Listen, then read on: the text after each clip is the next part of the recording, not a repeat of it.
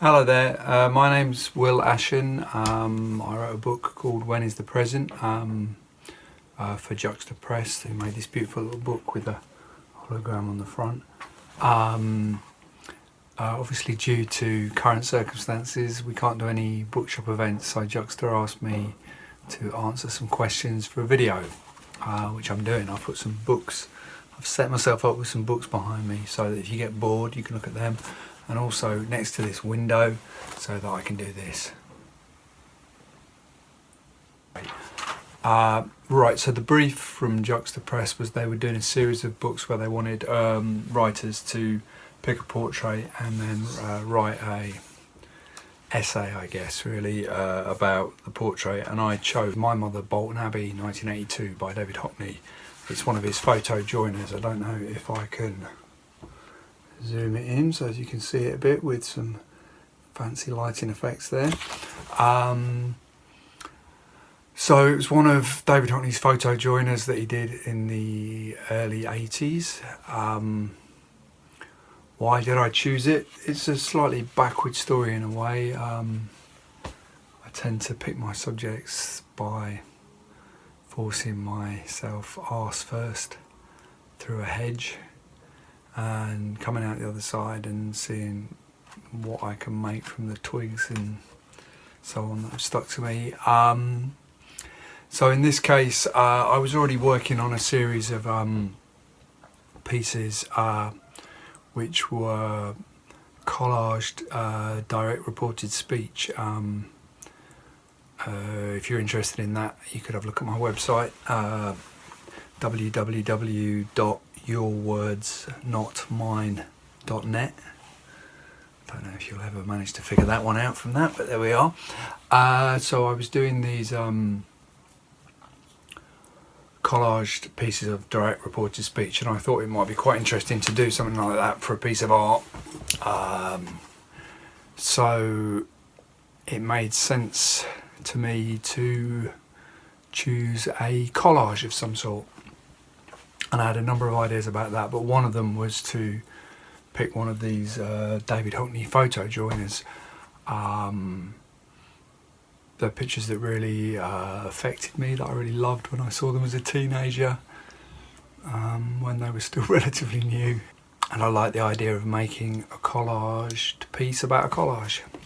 The idea I had was that I would sit down with a bunch of different people one at a time and interview them about the picture, get them to look at it, get them to talk about it, tell them a little bit about what it was all about, and see where we ended up, and then take the transcripts from those interviews and piece them together into one piece of writing. So the honest answer is fairly randomly. I chose them fairly randomly. I wanted a range of ages. So I wanted someone under the age of 10, someone under the age of 20, 30, 40, 50, 60, 70, 80. And I got that, there's that range. I've got a few extras who are under the age of 70, in their 60s. The element of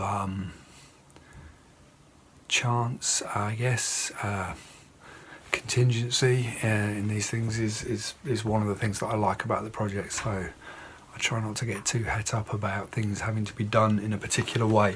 They're all women, or girls in some cases. The reason for that,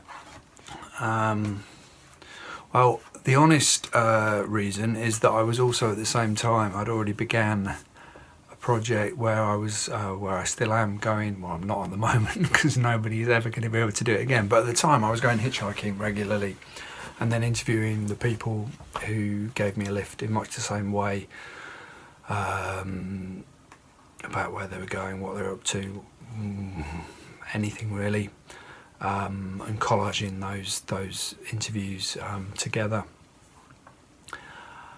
And obviously when you go hitchhiking, most of the people who pick you up are men, so part of the reason for picking women for this piece was as a relief from all the men who were giving me lifts hitchhiking, lovely though they all were.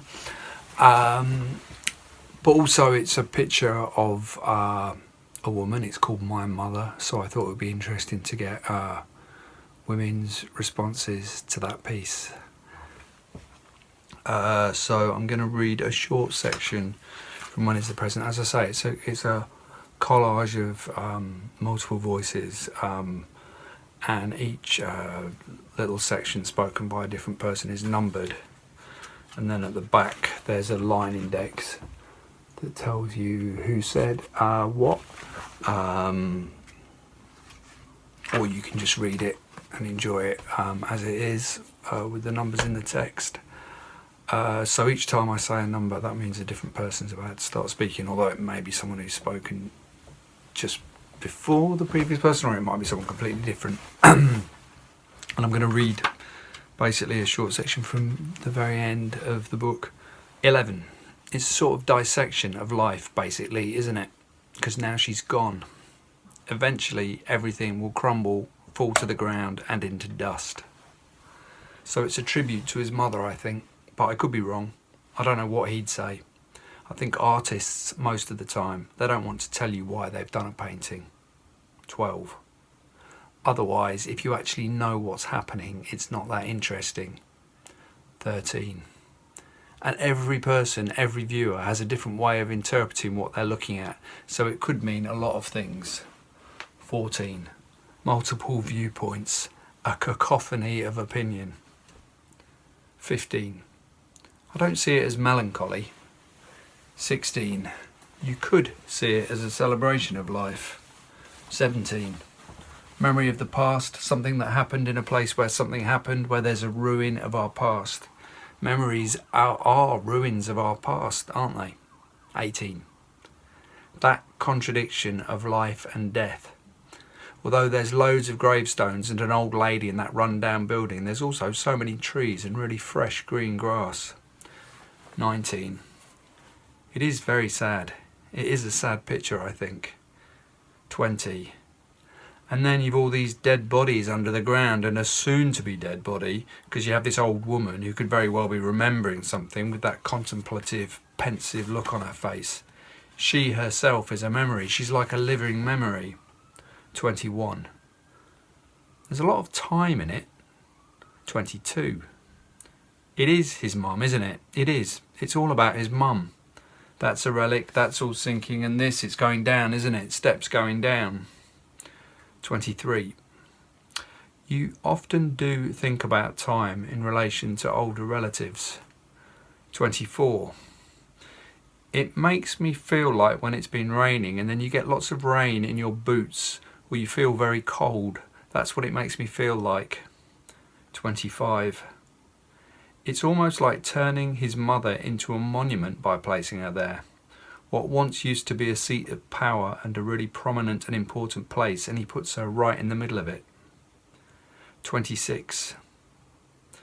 I know there's lots of theories about how we perceive time as humans, but just for a moment, assuming that time is what we think it is, it affects everyone exactly the same way. If you've got more money, potentially you can have better health care, maybe extend your life, but there's still a finite amount of time that everyone has in this world. 110 years at a guess is probably the most anyone really gets, which is a speck if you look at it from a wider perspective, how insignificant that is in terms of the time that the planet Earth's been around and then the time the universe has been around. It kind of levels us all to a really very similar place. And I think I personally have a lot of anxiety about time, about being insignificant and knowing I'm insignificant and how I deal with that. And I think this piece does bring up ideas of that as well. I think graveyards do. Somebody's taken care to write down these details about this person, a loved one. If somebody's your ancestor, do you still go and mourn? Do you keep it tidy? This idea of memory in relation to time and these traces, how important they really are, because all of these things are temporary. 27. It makes me think how old I'm getting, and you know how old she was getting, and that death was near. It's a picture about death really, and memory of your mother who's going to die fairly soon. I think it's a very sad picture in a way, although it's rather beautiful. 28. But she is deceased, so what else could it be? You're looking at a photo, I have photos of my husband everywhere because I need to do that at the moment. Because it's important not to lose that. You want to hang on to that memory as if they were still there. 29. It's the final ending. I don't see any ongoing thing or popping up to heaven or down to hell. No, I just see it as death. Like the people we used to dissect in the anatomy room were dead. They were bodies, not people. Yeah, I absolutely see it like that. It's an ending. I mean, you go in the ground and that's quite good, or you go in the fiery furnace, pop through the door. I still don't really know what I want done with mine. I think burning probably, because it's a bit of a fuss, the burial, isn't it? You'll be agonising now. Oh God, I honestly don't care. It doesn't really matter. I'll never see it again and it means nothing to me at all. You can do what you like. 30. Let's look forward to being old, Will. Let's look forward to it. The title's a quote from David Hockney from the book he did with Paul Joyce that I forgot the name of. I can read you the whole of the quote. He says, "We come back to a weird question. When is the present? When did the past end and the present occur? And when does the future start?" What I talked about with people was to do with time, as I hope you gathered from that extract at the end. And also Hockney sees, I guess, the essence of Cubism to be about bringing time back into the image. Putting time into an image is about putting life into it. It's a picture of life and movement, although there's less movement in it perhaps than in some of these Hockney photo joiners, and in a sense it's interesting because the subject of the picture is very still in this picture, and then Hockney moves. He moves backwards and forwards, he looks down at the ground, whereas while his mother stays pretty much still, whereas you could look at some of his other joiners where the subject is moving and he's perhaps moving less, or he's moving and the subject's moving. None of which is actually that relevant, but that's the basic point was, before I got completely lost on something, is that it's an image that is looking at what time is, how time works, and so I thought "When is the present" was an interesting title for that, as in a sense what Hockney's saying is that the present barely exists in some way. We're moving constantly between the past and a coming future. And that's really the rhetorical point of these pieces, is that they capture what Hockney feels they capture reality in a way which traditional photography or any lens-based art, any art based on traditional notions of perspective, don't.